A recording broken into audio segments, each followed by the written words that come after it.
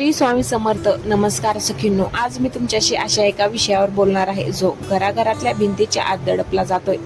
नवरा रोज दारू पिऊन येतो, घरात क्लेश करतो आणि आपण फक्त नशिबाला दोष देत बसतो. पण लक्षात ठेवा, जोपर्यंत तुम्ही सहन करत राहाल तोपर्यंत समोरच्याला त्रास देण्याचं बळ मिळत राहील. पहिली आणि सर्वात महत्वाची गोष्ट म्हणजे जेव्हा तो नशेत असतो तेव्हा त्याच्याशी वाद घालणं पूर्णपणे बंद करा. नशेत असलेल्या माणसाला तर्क कळत नाही, तिथे तुमची शक्ती आणि शब्द दोन्ही वाया जातात. त्यावेळेला शांत राहणं ही तुमची दुर्लभता नाही तर ती तुमची रणनीती आहे. तुम्हाला तुमची गुप्त नीती तेव्हा टाकायची आहे जेव्हा तो शुद्धीवर असतो. त्याच्याशी अशा वेळी बोला जेव्हा स्वतःला त्याच्या कृत्याची थोडी तरी लाज वाटत असेल. त्याला हे स्पष्ट शब्दात सांगा की दारूमुळे त्याचं नाही तर तुमच्या संपूर्ण कुटुंबाचं भविष्य अंधारात जाते. जर प्रेमाची भाषा समजत नसेल तर थोडा कठोर पवित्र घेणे गरजेचं आहे.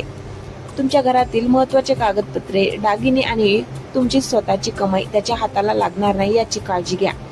ही तुमची आर्थिक नाकेबंदी त्याला विचार करायला भाग पाडेल. बऱ्याचदा अशा लोकांना जगाची भीती वाटते. जर घरातला छळ असह्य झाला तर तो चार भिंतीच्या बाहेर आणा. तुमच्या माहेरच्यांना, जवळच्या नातेवाईकांना किंवा वस्तीतल्या जबाबदार लोकांना यात सामील करून घ्या. जेव्हा समाजात याची नाचक्की होईल तेव्हा तो ताळ्यावर येण्याची शक्यता वाटते. आजच्या काळात कायद्याने आपल्याला खूप मोठे अधिकार दिले आहेत.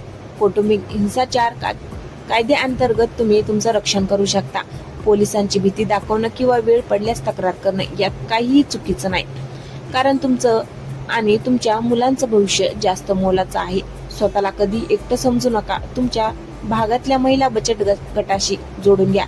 आर्थिक दृष्ट्या स्वावलंबी होण्याचा प्रयत्न करा.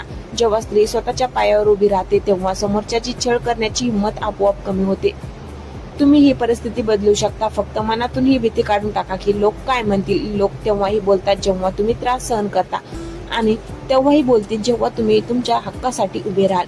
त्यामुळे स्वतःसाठी आणि आपल्या मुलांच्या सुंदर भविष्यासाठी आजच एक पाऊल उचला. तुम्ही कमजोर नाही, तुम्ही एक शक्ती आहात हे विसरू नका. आजचा हा संवाद तुमच्यासाठी आहे, ज्यात दररोज रात्री घराच्या उंबरट्याकडे डोळे लावून बसतात की आज तो कोणत्या अवस्थेत घरी येईल. नवरा दारू पिऊन येतो, शिवीगाळ करतो आणि तुमच्या आत्मसन्मानाला ठेच पोहोचतो. हे सगळं सहन करणं आता तुमची नियती नाही. आपण देवासमोर हात जोडतो की त्याचं मन पलटू दे. पण लक्षात ठेवा, देवही त्यालाच मदत करतो जो स्वतःसाठी उभा राहतो. जेव्हा तो नशेत घरी येतो तेव्हा त्याच्याशी आरडाओरड करणं सोडून द्या. तुमचं मन इतकं धारदार ठेवा की त्याला तुमच्या शांततेची भीती वाटली पाहिजे. त्या क्षणी तुमची सुरक्षितता महत्वाची आहे. म्हणून स्वतःला आणि मुलांना अशा वादापासून लांब ठेवा. खरी रणनीती तर दिवसा सुरू होते जेव्हा तो शुद्धीवर असतो. त्याच्याशी तडजोड करणं थांबवा. त्याला जाणीव करून द्या की तुम्ही त्याच्यावर अवलंबून नाही आहात.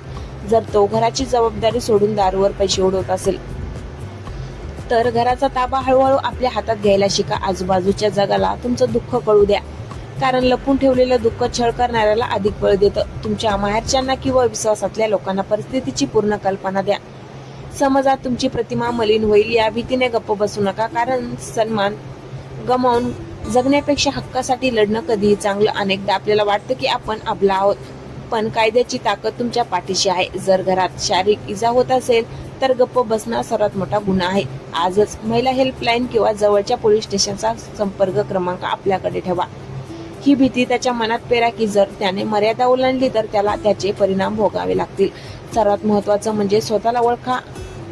एखादा छोटासा उद्योग सुरू करा किंवा स्वतःच्या छंदाला कामात बदला. जेव्हा तुमच्या हातात स्वतःचे 2 पैसे येतील तेव्हा तुमचा आत्मविश्वास वाढेल आणि दारूबाज माणसाची दहशत कमी होईल. सखींनो, आयुष्य एकदाच मिळतं आणि ते कोणाच्या व्यसनापायी उद्ध्वस्त करण्यासाठी नाही. तुमच्या मुलांच्या डोळ्यात बघा. त्यांना असा पिता नकोय जो त्याच्या आईचा अपमान करतोय. त्यांना अशी आई हवी आहे जी त्यांना ताठमानेने जगायला शिकेल. रडणं सोडा आणि लढायला सज्ज व्हा. तुमची परिस्थिती उद्या नाही तर आजच बदलू शकते. फक्त तुमची एक खंबीर भूमिका घेण्याची उशीर आहे. स्वतःवर विश्वास ठेवा. संपूर्ण जग तुमच्या पाठीशी उभं राहील. दिवस अजून हे असंच चालणार.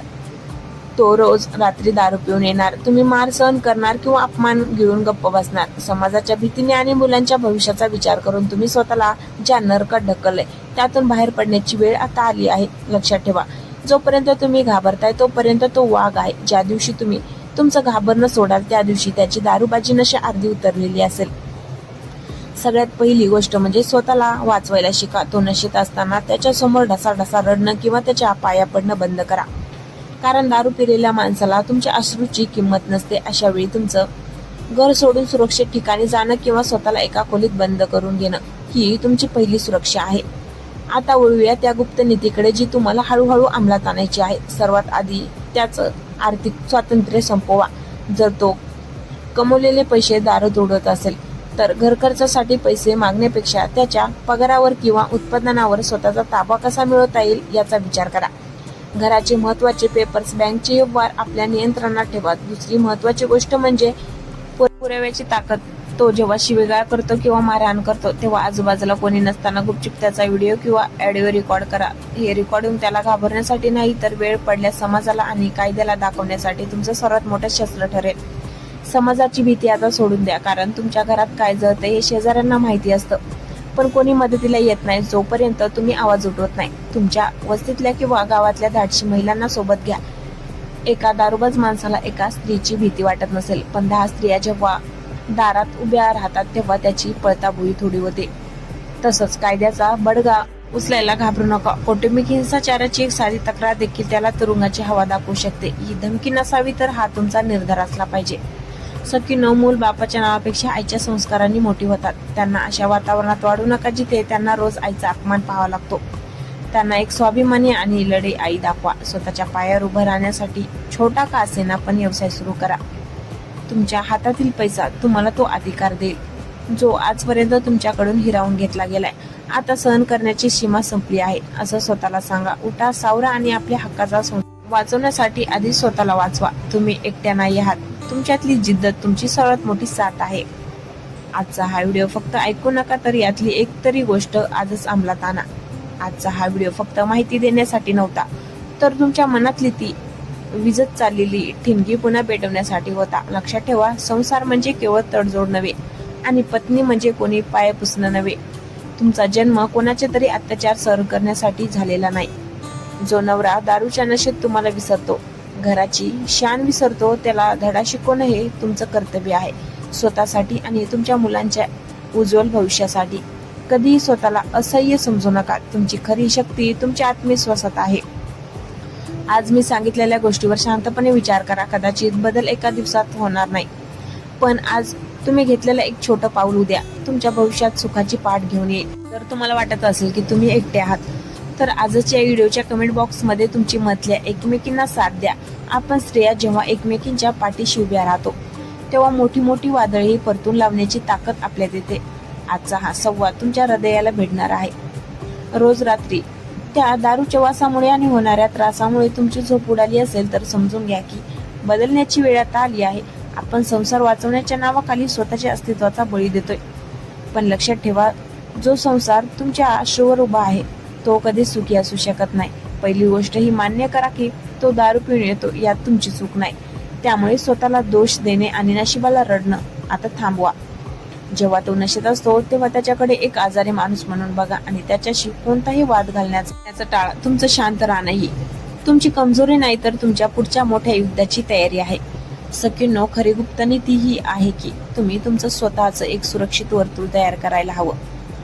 तो जेव्हा शुद्धीत असतो तेव्हा त्याला प्रेमाने नव्हे तर आशासारखं सत्य दाखवा. त्याला स्पष्ट सांगा की दारूच्या व्यसनामुळे तो केवळ पैसा नाही तर त्याच्या मुलाचा आधार आणि पत्नीचं प्रेमही गमावतोय.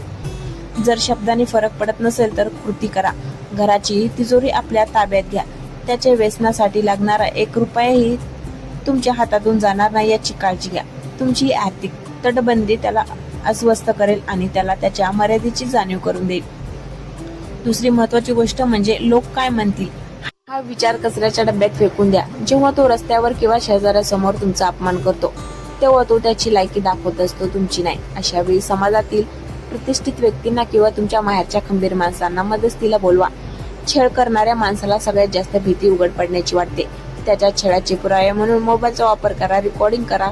हे पुरावे तुमच्याकडे असणं म्हणजे तुमच्या हातात एक संरक्षक ढाल असण्यासारखं आहे. कायद्याने तुम्हाला कौटुंबिक हिंसाचार प्रतिबंधक कायद्याचे शस्त्र दिले आहे. त्याचा वापर करायला घाबरू नका. एक पोलीस तक्रार किंवा कोर्टाची नोटीस मोठ्याची नशा उतरवण्यासाठी पुरेशी असते. शेवटी एकच सांगेन, तुम्ही कोणाची तरी मुलगी, कोणाची तरी आई आणि कोणाची तरी पत्नी असण्याआधी एक माणूस आहात. स्वतःच्या पायावर उभं राहण्यासाठी धडपड करा. एखादा छोटा उद्योग, शिवणकाम किंवा घरगुती व्यवसाय सुरू करा. जेव्हा तुमच्याकडे स्वतःचं सामर्थ्य असतं तेव्हा जगाची तुम्हाला बघण्याची नजर बदलते. तुमच्या मुलांना एक घाबरलेली आई नकोय, तर एक वाघीण आई हवी आहे, जी संकटातही ताठ मानेने उभी राहते. उठा, स्वतःचा सन्मान ओळखा आणि या छळाच्या साखळ्या तोडून टाका. तुम्ही एक पाऊल उचललाल तरच हजारो हात तुम्हाला साथ द्यायला पुढे येतील. ही वेळ गप्प बसण्याची नाही, तर स्वतःचं आयुष्य पुन्हा सन्मानाने जगण्याची आहे. जर तुम्हाला वाटत असेल की हा व्हिडिओ पाहून एका जरी बहिणीच्या आयुष्यात बदल घडू शकतो, तर हा व्हिडिओ नक्की शेअर करा. तुमच्या एका शेअरमुळे कोणाचं तरी घर वाचू शकतं, कोणाचे तरी डोळे उघडू शकतात. चॅनलला सबस्क्राईब करा, कारण आपण अशाच विषयावर बोलणार राहणार आहोत, जे आपल्याला रक्षक बनवतील. रडणं सोडा, लढायला शिका. तुम्ही स्वतःची सावली बना, जग तुमच्या मागे येईल. पुन्हा भेटूया पुढच्या व्हिडिओमध्ये असंच एका नवीन विषयासह. तोपर्यंत स्वतःची काळजी घ्या आणि स्वतःचा सन्मान करायला शिका. धन्यवाद.